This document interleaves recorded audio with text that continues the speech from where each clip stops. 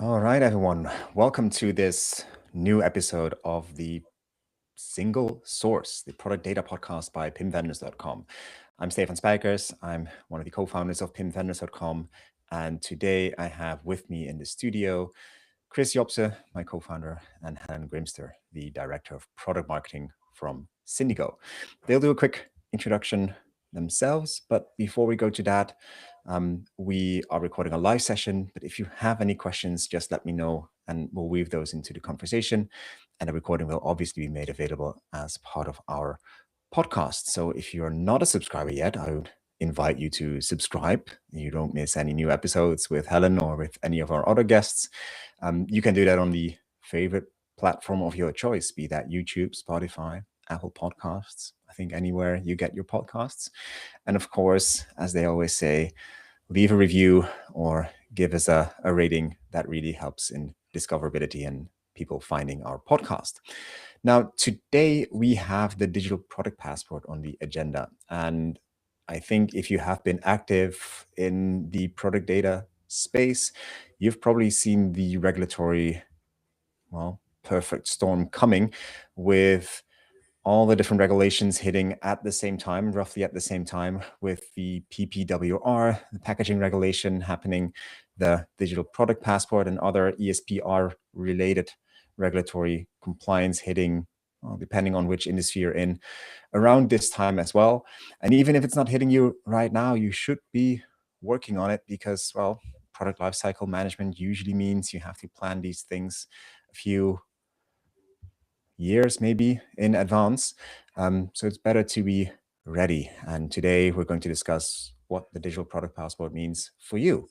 But before we get into that, maybe do a quick round of introductions. First, Chris, could you really quickly introduce yourselves and then Helen? Yeah, fine. I'm working already more than 25 years in the digital space as e-commerce. So I've seen quite a lot of things coming by in regulations, but also the development of what kind of data is needed for the customer, the end customer. And therefore, it's interesting to see also the digital product passport. What does it bring, not just based on the regulations, but also maybe for the end customer. So that's what I'm looking into. Hi, I'm Helen Grimster. I work at Syndigo currently as product marketing. Prior to that, I worked at Gartner covering PIM and MDM. I've been very interested in the digital product passport since not its inception, but when it first raised its little head. I think I was one of the first analysts to start writing about it before anybody else was interested, including Gartner, if I'm honest. So I think it's been around for quite a long time. It's been a bit niche, maybe a bit theoretical. So I think maybe finally, after a few years, we're finally seeing it actually come into fruition. Or are we? I think that's what we're going to discuss today, really. Yeah, that's one of the topics that we have for today. Maybe before we delve into the if it's ever going to happen or what it is going to mean, maybe discuss first what it actually is and what the different layers or components are of the digital product passport. Maybe Chris, if you could quickly sketch out the main elements in the digital product passport. Basically, it stems from the Eco Design for Sustainable Product Regulation, meaning actually what they're looking for is product need to fit into the ecosystem.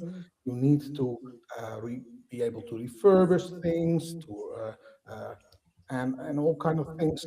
The environment should be guarded, and that's the basic idea from the European Union. So it's a European regulation, but the moment you import products into Europe, you need to have the data in place. And what this data is, we maybe come to this later, but there are all kind of information which most companies already have on these products, need to be brought together and needs to be available also for future use. So when you have like a machine which has a digital product passport, this machine will maybe live for 15 years or 20 years. So this needs to be available also till the end of this the life cycle of the product. So when you want to refurbish things or you want to uh, uh, repair things, you need to have this information. And where this is, we will tell later. Yeah. And maybe if we look at the sort of structural components of the digital product passport, so okay, we understand where it comes from and what the goals are. So what does that, I mean, the episode is called, what does it mean? What does it mean? What do we need to have in place for the DPP to work? What we need to have in place is, in the first place, an identification of the product. You need to identify this product, and there are different levels of identification. You can have a group level, you can have a batch level, you can have an individual level. You need to comply to these rules from set by the European Union. You need to have information about materials from your product. The environmental information, the carbon footprint is part of it. Singularity, so durable ratings, repairability score, etc. Spare part, maybe. And the end of life information. How can a product be recycled? Is there any hazardous material in a product there? And information about the supply chain, so the traceability of your product data. When textile, when a shirt is made, where is it made? But what material? Where does material come from? Where is the company which wove the information, or painted the information, or assembled the product? All this information needs to be in this digital product passport. Right. But then, okay, the digital product passport, what is it? Like, what is it physically? Maybe Helen, could you sort of sketch out what that is? I think that's probably the biggest bit of confusion, really, actually what it is. And I think for me, it's like a digital identity. And I think that's what Chris said as well, of the product that you're buying or is in within the product that you've bought. And I think it's not just a document, it's not a PDF, it's that you stick somewhere, it's actually a URL. It's almost like a digital twin that you create on that when you make that product. So you will have different product passports for different versions or iterations of that product. And I think that's the bit that makes it quite complex. And what you're really generating is that QR code or that URL that gives you those key pieces of information. I think at the moment for the one that's been published is about 167 attributes that you need to store, but not all of them are exposed to everybody. Some are for us as a consumer, some are for anybody that's recycling or repairing. But it's something it's readable as a QR code, and of course. And it's both readable for us as consumers by scanning that, but of course the other thing is, of course, it's machine readable as well. So then we're moving in, of course, into AI. And I think the thing is that it's generated, and then you have to, and we'll get into this a bit more, you have to register that URL, and it has to, as Chris says, live on for the actual lifetime of that product. So it's something that you have to manage, make sure that you've got the correct information for, and then generate that, and then make sure that you store it somewhere that it can be read. But I think the real issue around it is, where does all of that data come from, and who will own that? And I think that's one of the biggest bits that people aren't fully understanding is, how much information do I already have on that I can put into this framework? Because it is a framework that has been, I'm going to say, predefined. We're still working through some of it, I believe, but depending on what product you're selling. But it's really thinking about those different pieces of information about the product that you are buying. And and as we've already said, it's different depending on what type of product that is. So the information for a battery is going to be different to the information to a mattress, to a tire, and so on. But it's something that you generate when you produce that product, and then you have to store that digital twin or that product passport so that anybody can actually interact with that. I'm not quite sure if that was what you were looking for me to answer, but that's a take on it. Storing this information Yeah. means outside of your organization, outside of your company, because maybe next year you're going bankrupt, but the product still lives on. So people need to be able to reach the information. So it needs to be outside of your own company.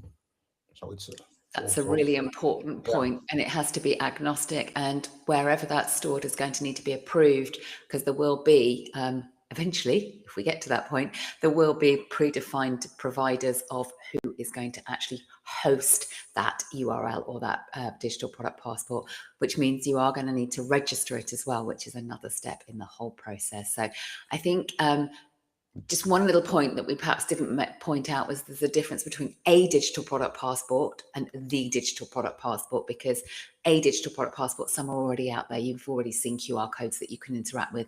Some retailers are already using them, but this is a defined framework from the EU of the information that they want to store. So we are actually already seeing in the big wide world QR codes to give you some of this information, but they may not be fully meeting what will be the digital product passport requirements. So if you're one of those retailers that's already doing that, fair play. Well, good for you. There's not many of you out there right now. So I think it's something to really think about. But there is a slight difference between the and a digital product passport. I just wanted to point that out. And so we're really talking about the digital product passport today.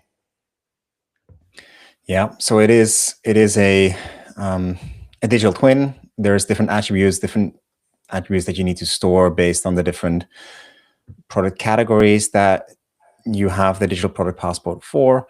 There's a physical representation layer in the RFID or the QR code that makes available the URL where the digital product passport lives, and that digital product passport needs to live not in your PIM or in your MDM, because it needs to be available for the coming generation or the end of life. Yeah. And that needs to be stored outside of your organization, because we can't trust that the organization that brings the product to market is around after 30 years or whatever the actual timeline is, when the product might need to be repaired or recycled or whatever. All right. Maybe we have some questions already from the audience that I wanted to weave in right here. So there's a question that is, do we need always a digital product passport, or is it enough to have a QR code on the product which simply contains links to a PDF document with details of the product information available to the public? I think partially of that has been answered, but I would like to see how you guys think about this. So is that enough to just have the QR code with a link? No. Unfortunately not, because the QR code right now it probably doesn't cover those attributes that are required to create the digital product passport. It may have some of them, and they may be consumer facing, and it may be that you've got really important information like product of country of origin, that kind of thing. But we know that it's going to go much more detailed around how do you recycle that product, what can you do within that. And I think right now just a PDF is not going to give you that, because it's not third party, it's not being authenticated and so on. It's a great first step. I'm not going to lie that you're really thinking about where you need to be, but it's not going to meet. and also I think a PDF is just one snapshot of this product. Whereas when you are a recycling company, you may have an application where you see different information than when you as a customer are scanning this QR code. So the QR code is very valuable. It's a link towards certain parts of the information, and maybe all information, but depending on what role you have in the cycle, you see different parts of the information. Do we believe that customers will actually scan a QR code or an RFID chip? I mean, Did any of you ever scan a QR code that was in a product label? I Well, did. I am one of those people, probably because I'm quite excited about it. Yeah. But I think we're seeing a different generation. Maybe the younger generation are far more interested, or claim to be far more interested in the sustainability journey of the products that they are buying. And I think obviously, but they're far more used to scanning QR codes, maybe because they're used to doing looking for information, or they're used to like that's how they get information. So I think people will. It will take time and education. I think that's the difference. But I think it's going to be a slightly different, longer process. And we know that people scan QR codes to do feedbacks or surveys, or to get, there's been a lot around from maybe a marketing perspective of giving you more information, or entering competitions, or giving you that kind of thing. So I think it's just a change in how people interact and get information. So I think it's still quite nuanced, but I do feel that people will if they want to. And I just think it will be educational as to people whether they want to do that or not. And as I said, some vendors, some retailers have already got that information on their labels. And I believe France already, it's mandatory for textiles to have a QR code. Maybe not the same as the digital product passport, but it's the beginnings of that. So I don't know if you feel the same, Chris, but I think it's Yeah, they're changing from the barcode to QR code. yeah. And of course, this is not the same as digital product passport, but it's a step towards this direction. Also, people look at the QR code just also for price comparison and comparison of products. So they're used more and more to use this kind of tools to and every phone has a QR scanner, and it brings you directly to a URL, and this can be the URL of the digital product passport, but it also can be the URL nowadays of the retailer which sells a product. So there's a lot of things going on in this matter. You make a really good point about the barcodes. So traditional barcodes are going to be replaced. GS1, we are going to 2D barcodes. So we are already on that journey of people will no longer have the barcodes that we know, and we will be moving more towards QR codes. So I think that means that it's going to change everyone's perception of that, gathering that information anyway. So yes, I mean, it's obviously going to take a long time for the existing barcodes to be swapped over, but we're already on that trajectory for people knowing that that's the way that they get information. and maybe as it ties into a question from the audience, like, is that a unique QR or 2D barcode or RFID or URL per product? Or would it be on a batch level? Or how do you see this? I'm not sure where the regulatory bit ends and where I would say, more opportunistic, more forward thinking starts. So as we discussed, right, there's different attributes per category. You need it's a QR code that links to an asset that lives somewhere in a repository. And Chris already mentioned, yes, you can also take another approach. Instead of just listing the data there that you need to have available because of compliance or regulatory environment reasons, there are some minimum requirements, but you could add links to different marketplaces or shops where you can buy repair kits or spare parts, or the follow-up product, or the same product. So there's actual opportunity in the product data passport, so the digital product passport, next to just it is a must-have requirement from a regulatory perspective. But back to the question: is this QR code unique per product, and can you follow the unique product's lifecycle on that, or is it on a different level? It's an interesting question, because you don't go to the unique product when you talk about a shirt, but you can go to the detailed product when you talk about a car, for instance, because it's much more value. When you go, there are three levels. The first level is the model level from the product passport. That's a more generic level. The next level is the batch level, and the word itself says it's about batches. It's about this batch is the products are coming from Vietnam and not from China, for instance. It may be the same product, but it's another batch. It can also be in the industry, for instance, that a certain batch materials has swapped. So then you talk about a different carbon footprint, for instance. And then the third level, it's the item level. Then you go really to the item. And of course, you can do this with every product, but it takes a lot of administration, a lot of effort. So you have to find a balance, what is really needed for a certain product. So yeah, it's possible to go to the item level, but it's mostly done for, actually it's not really in place yet, but it's a more theoretical part. But when you have high value products where things components change over time, you can go to this item level if you want.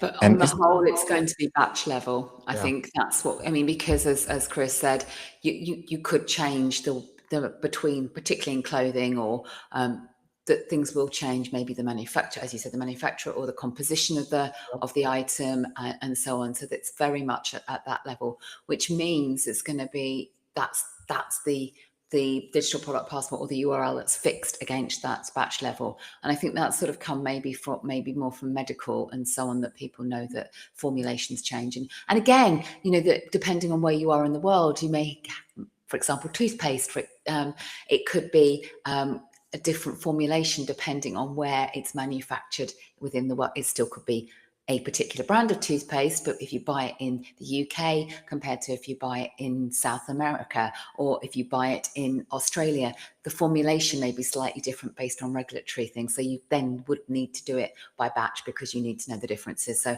it's nuanced like that. So it's important to be thinking about what type of product you're selling, because, for example, as you said, Chris, for a very high value item, or a configured product as well, of course, and that's where it becomes quite complicated, because you might have more than one digital product passport. Yeah, and it's interesting. Where does this information then lives in your organization? It's not just the PIM. It's also ERP, because batch information is mostly covered in your ERP. So it's a combination of this kind of information which forms the digital product passport. That makes it more complicated, I think. It's more than just ERP, though, isn't it? Let's think about it. It's also, you've got the sustainability information as well. Then you're going to have information from packaging as well. So it's going to be multiple teams. Your suppliers, you're going to be reliant on them telling you the right information.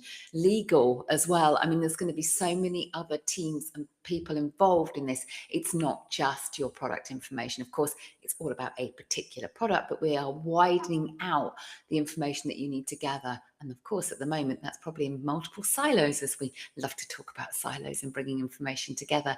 And of course, that means multiple different teams that need to be involved. And I think that's an area that sometimes people just think, oh, it's product data. That's the only people that need to care about it. Unfortunately, it's actually far wider than that, and it means that more people are going to need to be involved, more people are going to provide that information, and then it's also, you're more reliant on multiple different people to give you that information, particularly the supply chain changes, making sure that you are confident in the information that your suppliers have given you, that it is correct, and that it will stand up. And I think that is one of the biggest areas, maybe the biggest red flag within this, is how do you make sure that the information that you're getting is valid, correct, and legal. Yeah, we have to step into who is responsible for the correctness of this data. Yeah.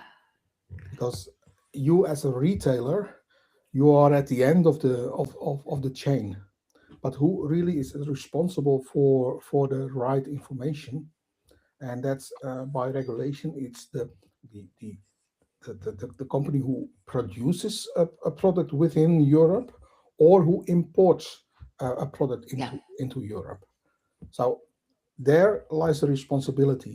And when you go, when you are a manufacturer and you can start at the source with the gathering this information, it's much more easy to get the right information because you're starting from the source. But when you have a product as an import company and you have to go back to the source, that's a big challenge because there's a wide network of companies before this product reaches the border of the European Union. So it's easier to start from the source and gather all this information and then going back in time. That's a challenge. I mean, that is sort of what the digital product passport means, right? So I think we identified multiple layers, right? So from a people and governance layer, like it's inside the organization, it's outside the organization, different partners that you should interact with to get all the data in place. So there's also a data layer. What is the data that you need to have there? What is required? What is going to be required maybe in the future? Because that also changes and might not be actually fully clear yet what the specific requirements for each industry for the digital product passport are going to be. And then there's the sort of tooling landscape that also like interacts, where, as we already discussed, part of that information sits in your ERP as it is more transaction based. Some might be in your PLM, your product lifecycle management tooling, because that's where the product is born. So the best place to start with that data collection. It sits in your PIM. Maybe it comes together in your product information management system or your master data management system. And that ties all the different sources together, both inside the organization and outside the organization. And then also you need to have a repository where it sits after the product is launched on the market, because it needs to be outside of your organization, right? As discussed, it needs to be available for the next 30 years. So you need to have that sit somewhere outside the organization so that it sits there, not within your own PIM. So you would, like, the easiest answer would be, or from a PIM perspective, you would say, oh yeah, you just implement a PIM and you have everything. No, then it's just getting started. You have a repository for the internal part of that product data, and maybe a place where all the data can be tied together from all the different input sources, both internally and externally. And from there, you then can publish it to the external repository. But you need that external repository as well. And you need, and I mean, sorry to get into this level of technology, but a resolver, right? So we already mentioned GS1, which is basically the host of the URL, if that makes sense. So lots of different layers, lots of different parties that come together. That doesn't help in the one of the commenters mentioned a fog that surrounds the digital product passport, and I think we're trying to clear up that fog a bit. Where do you guys see the most uncertainty in the market? Is that coming from the European Union and from a regulatory perspective? Is that because no one in the market is actually taking this forward and really driving a vision? Where does the fog originate, and how can we clear it up? I think it's the fact that we've been talking about this for so long, and we have, I would say it's been nearly at least coming up for 5 years, and we're still, I'm not going to say any clearer, but it's like, I think it's working out, what do I need? What do I need to move forward, and where am I going to get that from, and how do I pull all of that information together? And I think the fog is, when is it coming? What does it mean? And if I don't do it, what will happen to me? And I think, because originally it was going to be 2024, I think we still haven't even rolled out one single digital product passport initiative for a particular category. It's not there yet. So I think the fog is like, what do I do? Where do I get started? And what do I need? And is it really that important? Because is it actually going to happen?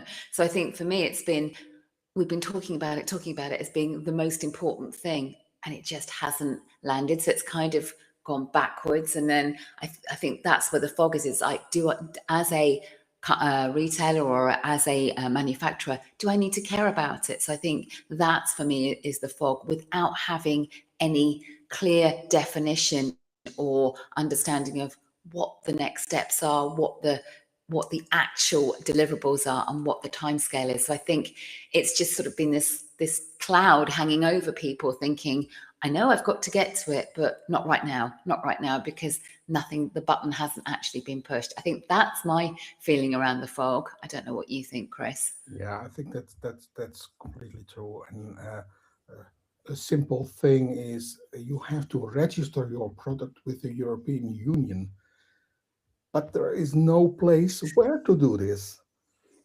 So it makes it kind of, actually, it's not just a fog, but it's kind of starting to be a joke or something, because the European Union is actually asking us to make this happen, but they also have to take their steps. Um, uh, but on the other hand, there are companies which are really into this matter already, and they take a competitive advantage from this. So it's not just the regulation and the punishment for of the digital product passport, but you also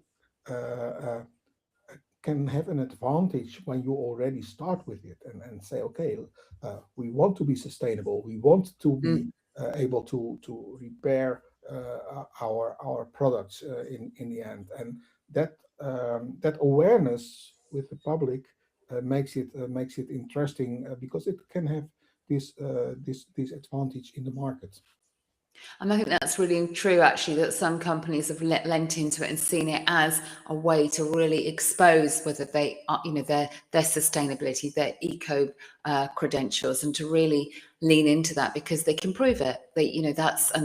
That's giving them that competitive advantage, whether it's the digital product passport itself, or whether it's they know that they need to get ready for it. And I think we're definitely seeing certain brands and making sure that they are really talking about that and being able to back that up. And I think they're already expecting their supply chain to give them that information. They can tell you the journey that their products have been on, how much carbon it is and so on. So they're already ahead. And I think, as you say, that is giving them a competitive advantage. So even though maybe we haven't been told exactly when it is, I think some people have definitely lent into that already. And I think it's also the fact that you can use some of that data for things like, and I've seen already people using it for authenticity of their products, particularly for high value items, maybe more in the fashion world or in jewelry, to actually be able to say, here's a QR code to prove that this is a truly, for example, a lovely handbag or an expensive watch or whatever it is. So, and they're also saying, that we can fully back up our journey of saying that, it's ethically sourced and so on. So that is definitely, some people have gone right for it and really understood that they could use it to their advantage before it's fully baked, as it were. I think that makes a ton of sense, right? Especially for high value items. And I think Chris already mentioned the car. You can even update that continuously during the product lifecycle with repairs or maintenance. And instead of having this physical booklet, which has all the repair intervals and the invoices from the previous whatever engine maintenance that was in there, you now have a QR code that you can scan, and which should have all the different repairs. So the same maybe for expensive watches or indeed expensive handbags, where I think currently there's a whole industry that does the vetting of what is real or what is not real. And there's great stories about when they're not real. There's a whole industry in, like, if you look at Vinted, and they have, I'm not sure what the exact name is, but they have a service to sort of prove the authenticity. Authenticated service, yeah.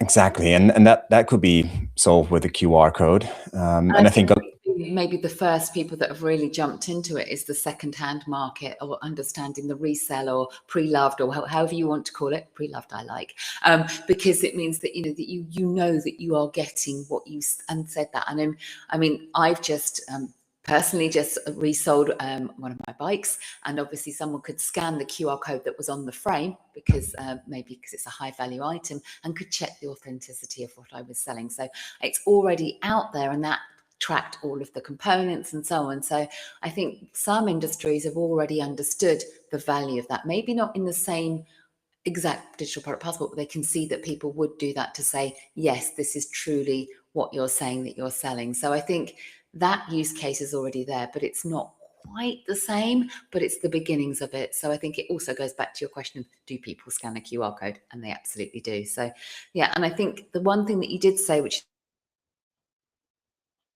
is really important, is around the actual information that's stored on your product. On the whole, only certain parts of that can be changed. And I think that's a really important thing for people to realize, is that you can't just keep iterating your digital product passport. Certain information is locked. Once you've generated that QR code, you can't update it. You can, of course, update things like manuals and anything around the spare parts, but the actual record of the production of that particular batch or that particular item is locked. It is that digital twin, and it can be versioned, but only certain bits of information. I think sometimes people think that they can just keep updating that. No, it's a line in the sand, and that is what you've sold to your end consumer. So that's why you need to have that place to store it, so that you can keep updating it, but only the parts that are allowed to be changed, because that's really important as well, because it's not something that, it is fluid, but not all of it is fluid. So I think it's really important that that is something that we state, is that you can't change every piece of the information against the digital product passport. The whole goal, of course, is being able to recycle a product or Yes. repair a product. So you need to be consistent. You need to be able to go back to the original. Otherwise, it doesn't make sense when you change things over time. I mean, it does make sense for certain categories. It makes a lot more sense for certain categories versus others, right? So the ability to scan a QR code and then immediately see what the exact model name of the battery is, or the heating element in your coffee or a coffee maker or whatever. So you can purchase that spare part instead of searching through, well, currently you would ask Claude or ChatGPT to come up with the right spare part. But you need to feed those, and that's where the QR code can feed your AI bot to give you that information. I think that's another area that is going to really help, is for AI to be able to make it machine readable. I think that is what you're saying there, is actually saying that these digital product passports will be able to be fueling the chatbots to give you that information far more than perhaps they are right now. And I think that's another area, because for me, it's giving that sort of consistency and standardization of data that is machine readable. Sorry, I jumped over you there, but it is actually a really important point around the digital product passport as well, that perhaps is becoming more interesting and more prominent as we are seeing a swap of people getting that product information from AI. Anyway, I will just leave that totally. And I think it's a much more reliable source than having that product data from Reddit, right? Which is currently the biggest source of product data for most people, or for most LLMs anyway. So instead of getting your spare part information from Reddit or from some other forum, you get it from the real source, which would be the digital product passport hosted on a platform. But what I was going towards is, like, currently it's a bit of a guess often, like, okay, I have this coffee maker. I was repairing my coffee maker a month ago, and I needed to have a switch. The on-off switch broke off. So I wanted to buy a new switch, but the product numbers have obviously changed in the past 15 years that product model has been sold.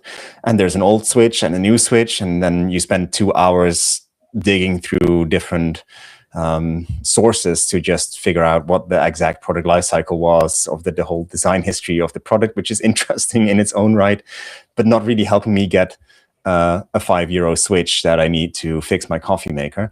Would have been better if I just could have scanned a QR code, followed the link, and buy it at a store, and then we tie together also the upsell capabilities or the commercial abilities and opportunities for the digital product passport, as Chris already mentioned.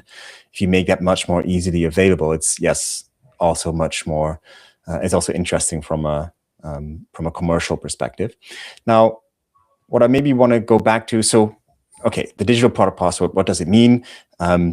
Okay, some people will scan QR codes, maybe more on coffee machines and electronics than on fashion, but even there, from an interest perspective, people might be willing to see the badge or the authenticity of a certain product. You need, I think we touched where you need to have that product data stored and which different entities or layers are connected. It's the data, it's the tooling, it's the governance people, both within the organization and the different entities, partners, supply chain partners outside the organization that are involved. Within the technology stack is also an orchestration of tooling. It's not just the PIM, it's internal tools from your PLM and ERP and your product information management tool, your PIM, but also the resolver that sits outside of your organization and the actual repository or storage of the digital product passport that needs to be covered. And of course, the physical layer, like these are the 4 layers, the actual barcode, the actual QR code, or the actual RFID. We touched the data layer with the different attributes in the different industries, where different categories have different attribute sets, even though that is still a bit foggy, I think, from a regulatory perspective, about what you need to store and what you need to have available there. But I think what we also have discussed is the opportunity if you take a more proactive approach, where if you start collecting that data right now, if you start publishing that data, you give the user downstream, whether that is the actual customer or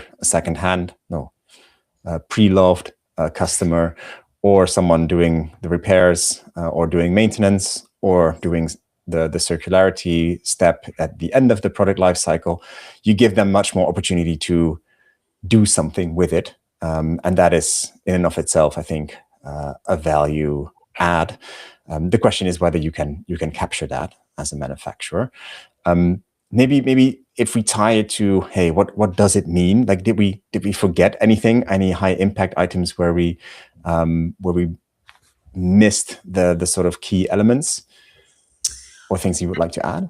I think it's just really understanding the role of PIM or MDM within the whole process. It's not, and I think, coming from, obviously I work for a PIM vendor and so on, but it's making sure that you understand that PIM, and also I would say MDM, because you need both. I think that is really important, that this is one example of where you need obviously the master data and then the PIM on top of that. But it's not going to be just that as a tooling. You're going to need more than that. And if somebody tells you that they can cover the entire DPP journey, I would say that you need to question that. I mean, there will need to be partnerships to make sure that you can actually deliver this. I mean, PIM itself, of course, great at managing product data, but it has been for commerce and it has been for marketing. This is stretching PIM to another level, because even though it can handle all of that, it won't necessarily have the framework in place, and because we don't always have the framework, but we know that you're going to need to be gathering information from other systems that perhaps traditionally you haven't integrated into PIM, because we're talking about ESG data and so on. But some of the things that it has in there are incredibly important for ensuring that you have the auditability, the versioning, the traceability of the data in that. But PIM is just part of the whole overall solution stack that you're going to need for digital product passport. And I think we've already sort of said that as part of it. But it's very important to think about that you are going to need master data, you are going to need data from your ERP, you are going to need data from your suppliers. And then I see PIM as being, as you said, the orchestrator of bringing all of that information together to then create that digital product passport and make it available to be registered on this mythical database or wherever it's going to go. We'll pretend it exists. And then being able to, wherever, update that as necessary. But it's not going to be the absolute answer for DPP. It will need, whoever you choose will need to have the partnerships or the connections to create the entire digital product passport journey. I think that is really important to be aware that it is more than just PIM. Even though PIM is going to be, for me, the center of it, you are going to need to be able to, first of all, ingest and then publish that information to create the digital product passport, because it is the information that you're going to need is coming from multiple sources, and perhaps ones that you've never thought about integrating into this part of the platform before. And it is also going to have a very different endpoint. So that, I think, is, for me, the most important thing is that I'm not going to say don't believe your PIM provider when they say they have a complete digital product passport solution. I would just question it. I would question it. Maybe to add to this, that within every company, this will consist on different ways of working, because every company has a different architectural setup. So this information, it's not saying, oh, you should have this information from this place or this information from this place. Every company is different. So you have to look into the architecture of the company and look where all the data elements exist. And if they don't exist, how can we get this information? So but on the other hand, you should do it step by step. Yes. First of all, look into what you already have, because a lot of companies do have the information, maybe not in the format it's going to be used in the digital product passport, but they do have the information. So maybe to gather this information and maybe transform this information in a way that it's usable for the digital product passport. I mean, you're absolutely right there as well, is that you think, oh, I've got to do everything all at once. But I think it's thinking about which of your products are going to be affected first, because it may be that you are not selling or you are not producing any of the products that are in the first predicted wave.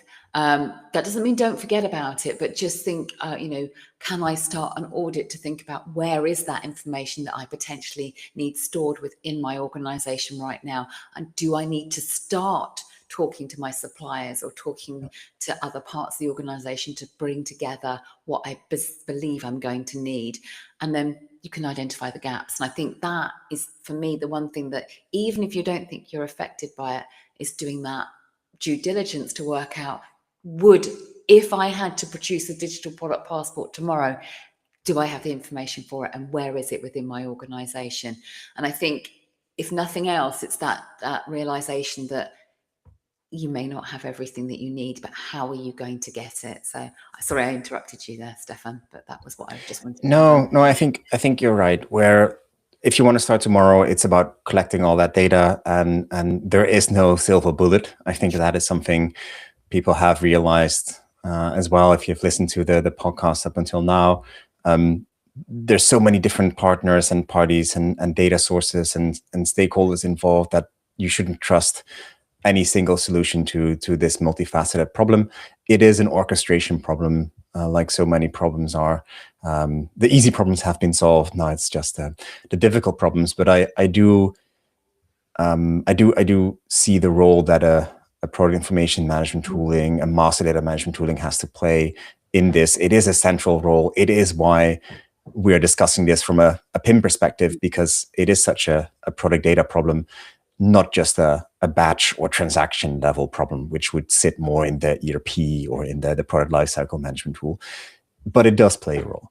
I think one thing I want to discuss is, this is all fine if you have a large team that is responsible for supply chain and product design, and you have a PLM tool and you have a PIM tool.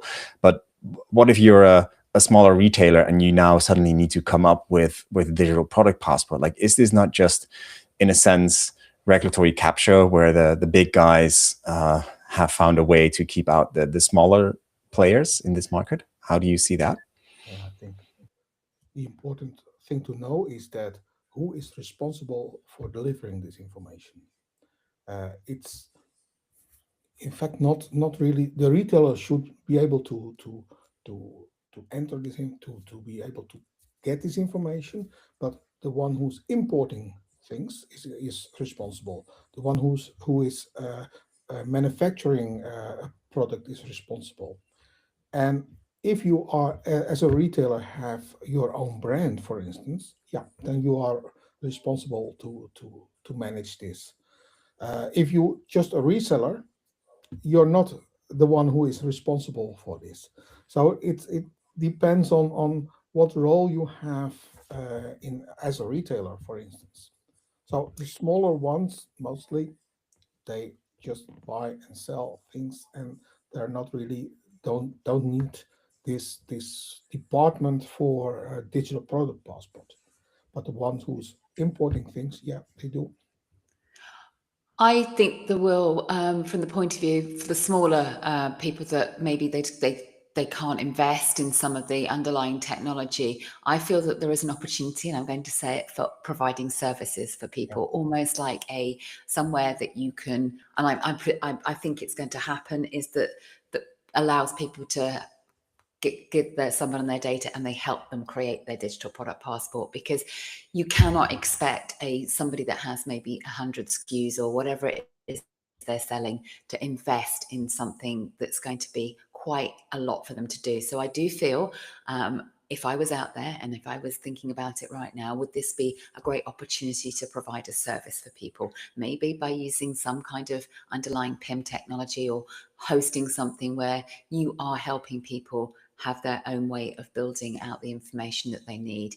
Because as you say, if it's mandatory and you are just a smaller, maybe even a, I'm going to say an Etsy seller or whatever you're doing, you may be creating, I'm going to say hats for your cats or whatever it is, and you've only make 5 different things, you're still going to need to be able to talk about where that comes from. So I do think that there is an opportunity for anybody that wants to go into that market to help people get ready for this, because it's almost going to be like, you outsource payroll, you could outsource your digital product passport. And I do feel that there are people talking about doing that, and there are companies out there that are going to offer this to people. So to your question, I think yes, of course, larger manufacturers, brand manufacturers, larger retailers, they've got this covered if they get it right. But I agree with you, the smaller, more niche or people that have only a smaller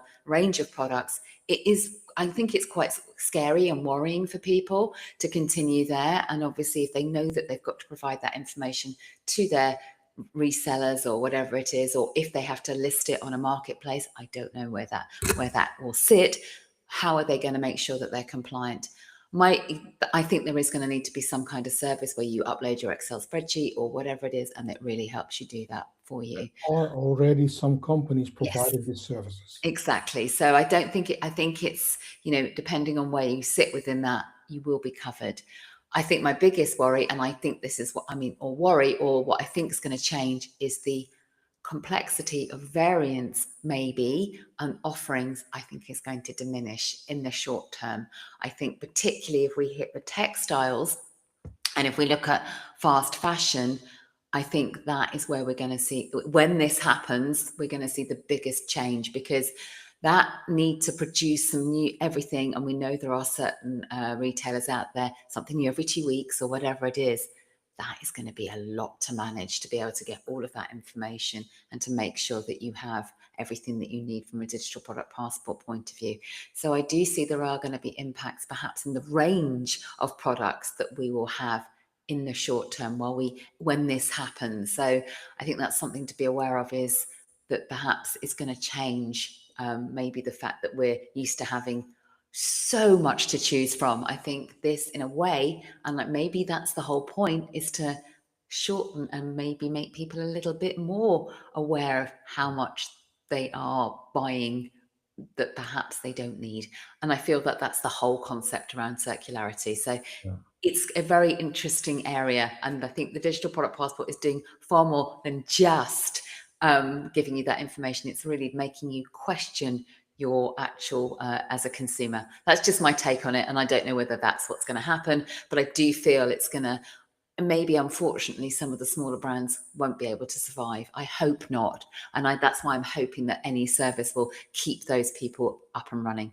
Sorry, that was a long answer to that Maybe question. also something to add is that not all products are now obliged to deliver this information. No. Because there is a certain route where, driven by the European Commission, they start with batteries, iron and steel, then textile, which is already, early 2026, it says, but that's now. We are early 2026 now. So, And it's a mandatory 27, 28. And then you got aluminum, tires, furniture, electronics, mattresses, construction products. So there is a whole chain of products which needs to be in place at a certain point in time. And for this preparation, you need, when you will have to start from scratch, you need at least 2 years to prepare everything in the way that you can provide this information as a digital product passport. So for certain areas like textile, you really have to start now. Actually, you needed to have started last year or before, but if you don't have started yet, it's time to do so. All right. I think that's a great way to to end the episode on. So you can start tomorrow, basically, today. and because probably you're already too late with your product life cycles. It is not just regulatory compliance and a lot of administrative overhead. There are definitely opportunities.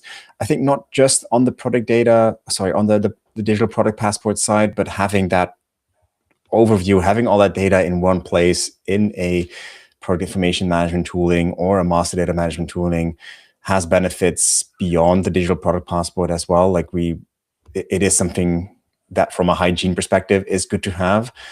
That never got anyone richer, but we touched on AI. Having a good product data foundation is a must-have for good AI queries and having your products discoverable on AI platforms. So be that through a published digital product passport, or be that through having your product data in order on your own platforms and publishing it from there. It is good to have that full coverage and a single repository and data foundation for your product data, regardless of whether you actually have to publish at all to a DPP. And I think it's also one of the best places to start. Like it's an internal project that you can run. You don't need to have all the interactions with your suppliers or your supply chain just yet. It's good to have the different stakeholders and different departments that are involved aligned on this, because it is coming. So I think if you have any questions, probably you will have questions left after this episode. Where can people find more information on the digital product passport, Helen, and then Chris? I think where to start is obviously, even though it may be quite detailed, is to actually look at the regulations that are coming from the EU themselves. And then I would also suggest looking at maybe some of the other sort of, obviously Surpass is the place to be really looking for information. They're talking about, it's a EU organisation that's helping implement it, and that will give you more information around it. It can be quite technical. I would say that you might want to look at other places if you're not really into the weeds, because trying to read some of those directives, it's quite a lot to take in. So I would say look at that and then research around, ways to actually solve that, and whether that's with a PIN. Obviously, I would say with a PIN, because I work for a PIM company, and obviously looking at syndication and so on, but look at what people can offer you to help you get started, and also be thinking about, as you said, can you look up your product information right now? But yeah, I mean, I think it's, unfortunately, it's looking at the really, I'm going to say dry information around the actual digital product passport itself. Yeah, and maybe also look into GS1, which is Oh, yeah. driver of this information, and they're not the owner, but they are working closely together with Surpass and with also with PIM solutions. So they also know quite a lot of information. And of course, on our platform, we also provide information. As time goes by, we also update information and try to keep up with the latest developments. All right. Well, with that, I want to thank you both for sharing all your time and knowledge today. And I know there's so much more ground to cover. We didn't touch on the DPP and blockchain, which is an episode of itself. I think we hardly got into the AI discussion, which I think is another episode in and of itself. But I do think that it's important to note that this is also great input for the artificial intelligence developments that we are seeing. Please do subscribe to our podcast and keep an eye on our LinkedIn, because that's where we keep publishing new events and new webinars, including the live recordings of our podcast. And I hope to see you in the next episode. Helen, Chris, thanks a lot for joining us today, and speak to you guys soon. Bye-bye. Thanks. Bye. Bye.